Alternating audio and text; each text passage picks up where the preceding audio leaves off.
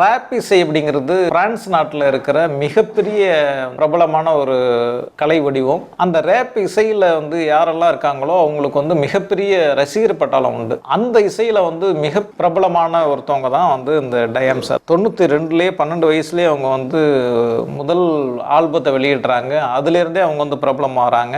கலை அப்படிங்கிறதுனால எல்லாமே அவங்களுக்கு ரொம்ப சுலபமாக கிடைக்கும். டான்ஸு, பாட்டு, போதை. இதனால் 12 வயசுலேயே பிரபலமான அந்த டயாம்ஸ் 15 வயசுலயே பலமுறை தற்கொலை பண்ண முயற்சி பண்றாங்க. மிதமிஞ்சிய புகழ் இருக்கு, பணம் இருக்கு, போதை இருக்கு, ஆனா வாழ்க்கை வெறுமையாவே இருக்கு.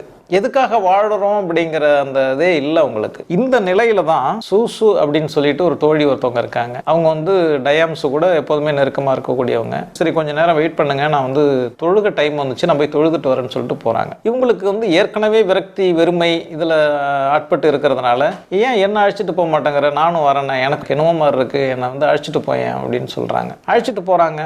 இவங்களும் போயிட்டு தொழுகையில் உட்காந்து எதுவுமே பண்ணல, சஜிதாவில் போறாங்க. முதல்ல அந்த நெத்தி தரையில படும்போது அந்த உணர்ச்சியை அவங்களுக்கு என்னமோ ஒன்று பண்ணுது. ஏதோ கரண்ட்ல விட்ட மாதிரி அவங்களுக்கு ஒரு உணர்ச்சி ஏற்படுது. அதை அவங்களால விவரிக்க முடியல. தொழுகையில அந்த மாற்றம் வந்ததுக்கு பிறகு அதை யார்கிட்டையும் விவரிக்கலாம் இல்லை. அப்படியே அமைதியாயிடுறாங்க. அமைதியாயிட்டு அதுக்கப்புறம் போயிட்டு இஸ்லாத்தை தேடி கண்டுபிடிச்சு படிக்க ஆரம்பிச்சிடுறாங்க. திடீர்னு காணா போயிடுறாங்க. காணா போயிட்டு ஒரு 3 வருஷம் கழிச்சு முஸ்லீமா எங்க வர்றாங்க அப்படின்னு சொன்னா டிவியில வர்றாங்க. அந்த காலகட்டத்தில் அப்போதான் தடை அமல்ல இருக்கும் போதே இவங்க புர்காவோட வர்றாங்க.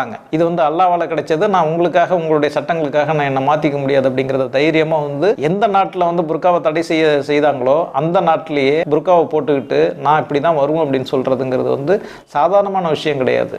இஸ்லாம் has brought a lot of meaning to her life. என்ன சொல்றாங்கன்னா, நான் ஒரு பெரிய தேவதை மாதிரி நினைச்சேன், இஸ்லாத்தை ஏற்றுக்கொண்டதுக்கு அப்புறம் நான் ஒரு சாதாரண பெண்ணாயிட்டேன்.